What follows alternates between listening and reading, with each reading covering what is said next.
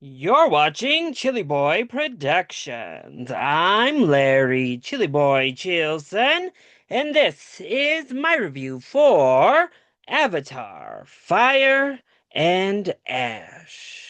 Now, before we get into this review, make sure to go ahead and click that subscribe button down below so that you can chill with me on each and every one of my latest videos. Avatar: Fire and Ash is a 2025 fantasy action film, once again directed by James Cameron, marking the third entry in Cameron's epic Avatar saga. This film sees the conflicts of Pandora escalate as Jake and Neytiri's family encounter a very hostile, aggressive, and dangerous Na'vi tribe. The film once again stars Sam Worthington, Zoe Saldana, Sigourney Weaver, Stephen Lang, Kate Winslet, Jack Champion, Edie Falco, Britton Dalton, and Bailey Bass with newcomer Una Chaplin. So here we are with the third Avatar film, the third in this very slow-moving Avatar saga from James Cameron. Though we only had to wait a couple of years between this and the previous sequel, unlike the first to second films. So we're moving a little bit quicker and longer, with Avatar: Fire and Ash setting a new franchise record at 3 hours and 7 text departments, critically critically acclaimed. But the first two films have been revolutionary, particularly in the visual effects departments.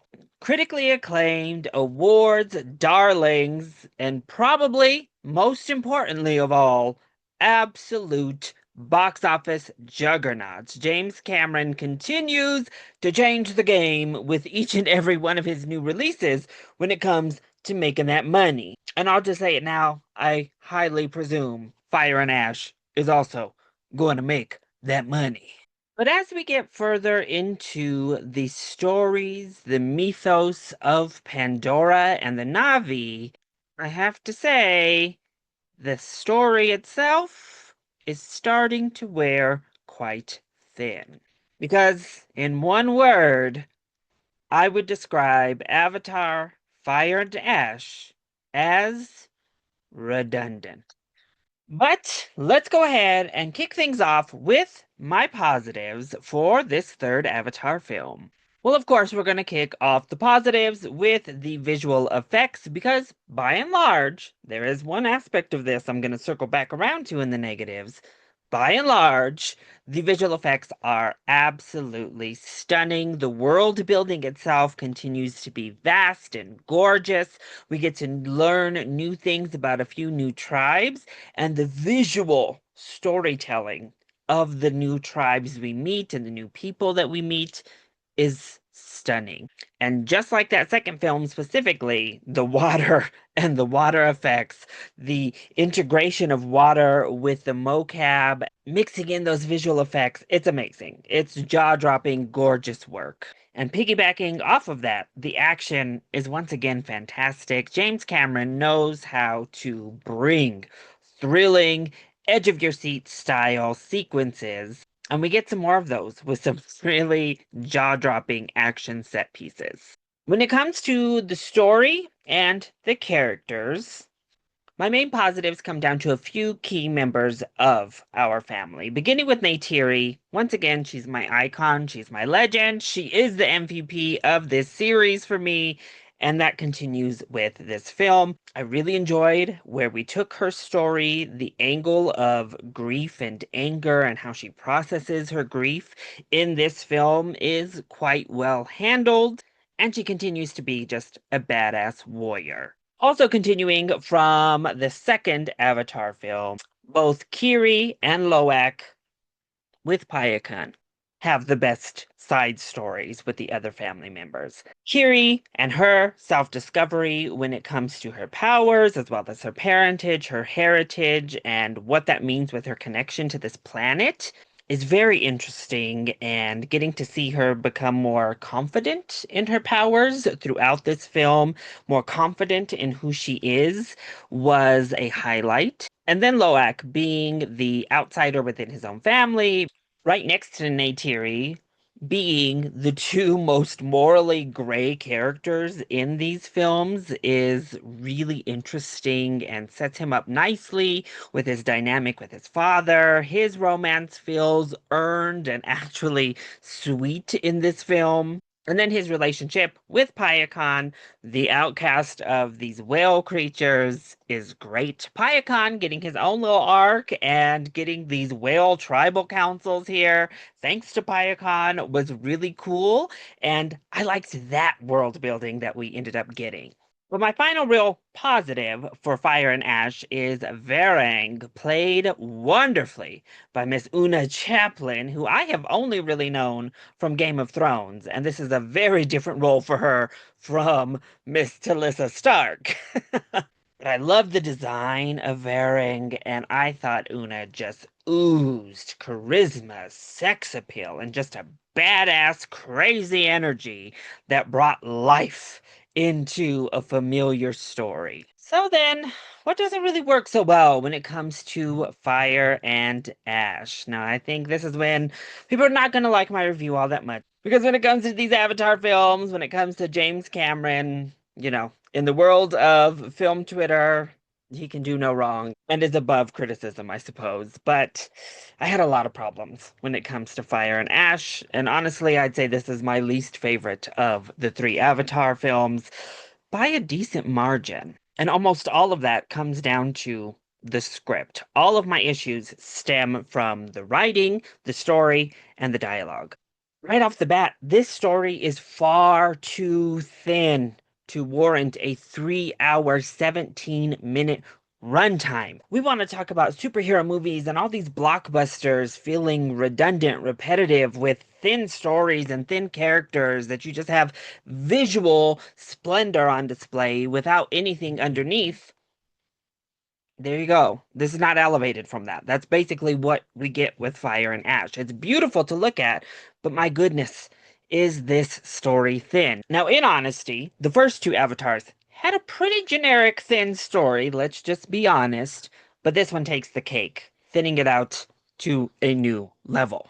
And a big part of that is that we're just rehashing and recycling story beats from the first two. The conflicts are the exact same as the conflicts in the first two. The third act specifically is pretty much just a rehash of the third act from The Way of Water. Unfortunately, this time I wasn't as emotionally invested because we didn't really build up these characters to the degree we did in the second film to have me feeling the consequences like I did in the second film. We have the same environmental messages that we had in both the first and the second one, right down to this whale conflict continuing still, right down to Quaritch continuing still, right down to the people being here doing the same shit they've been doing for the past two movies, and they have never been interesting, and they're even less interesting here. Edie Falco, her character, and the entire story on the base, can we get rid of it? It was so bland, boring. Goodbye. At this point, I would much prefer just a all-out war on Pandora, a civil war between Na'vi tribes, and humans have been shoved off the planet. Speaking of humans, Spider. Hmm, good old Spider. Did anyone love him in The Way of Water? Was he anyone's like favorite character? Let me know, because certainly is not my favorite character. Actually, he was my least favorite part about The Way of Water. So imagine my surprise and disappointment when he's elevated in Fire and Ash to pretty main focus in a great portion of this film. Spider's storyline is put front and center above most of our main family, even. And I just don't care. I don't care about his daddy issues. I don't care about this dynamic between him and Quaritch. It's not well developed. It's horribly handled in this film. And when they try to make some emotional stuff between him and like Jake and Neytiri and the kids works because that's been established. But the stuff with Neytiri and the stuff even with Jake Sully in this film between him and Spider is not good. And look, I'm not going to rag too much on Jack Champion. His performance was not good, though, at all. Like a really poor performance and horrible dialogue given to this character. Every single time they had him open his mouth, I cringed. It's really bad. There's supposed to be this big emotional breakthrough moment between him and Jake at one point. The dialogue in that scene and the acting in that scene is laughably bad, and you're supposed to be like emotionally invested. So yeah, Spider is like main character number one pretty much in this film, and it's crazy that Cameron and company thought that was a good plan. Also, Quaritch, my goodness, can we get a different villain? Oh, I thought we did actually, because Varang came in, brought life into the story, and then she gets absolutely sidelined in the second half of this film for more of the same with Quaritch. Stephen Lang is having fun, he's hamming it up, he's giving performance, but oh my gosh, I'm so sick of this character just doing the same, oh, in every single movie. And then Spider and Quaritch get involved in two absolutely terrible romances in this film that I hated. I hated them. No, thank you. No more. No mas, please. No mas. Again, these romances pretty much come out of nowhere. They don't do anything to build character at all or add to the people that are involved in them. It's terrible. We really needed the one little low-act cutesy romance, and that was it. And then you realize we're doing all of this stuff, and Jake Sully is just out here being a terrible father this entire film. That's his storyline here. He's the most boring character on the screen, except for the small child they have, who's just kind of there. But Jake Sully is just not a very good character in this movie at all and doesn't have a good arc in this film either. And I have to touch on one aspect of the visuals that I don't think was actually all that great was some jarring use of high frame rate. It's done for 3D specifically, and I did see this film in Dolby 3D. But there's a few instances in here where that high frame rate is so noticeably jarring. It like took me out for a second. And then some of the camera choices, we go full video game at moments in this film. And I don't honestly feel like I have ever felt that in the first two films. I was immersed in this world. I was immersed in the visuals. Here, we make some choices where I was like, oh my gosh, it's a video game on a giant screen. What's going on here? But by and large, Avatar Fire and Ash is a fun-ish time. This is a turn your brain off and just watch the pretty screen blockbuster that we're not really used to from Cameron. You're used to some sort of elevation for a James Cameron blockbuster. This time, we basically just rehash the story from the first two films over again, which in and of themselves felt like rehashes of other environmental stories themselves. Now we're just rehashing those films. We're taking the same conflicts from those first two films. We're having the characters learn the same things they learned in those first two films. And we're just doing it all over again, minus the emotional weight that kept me invested in those first two films.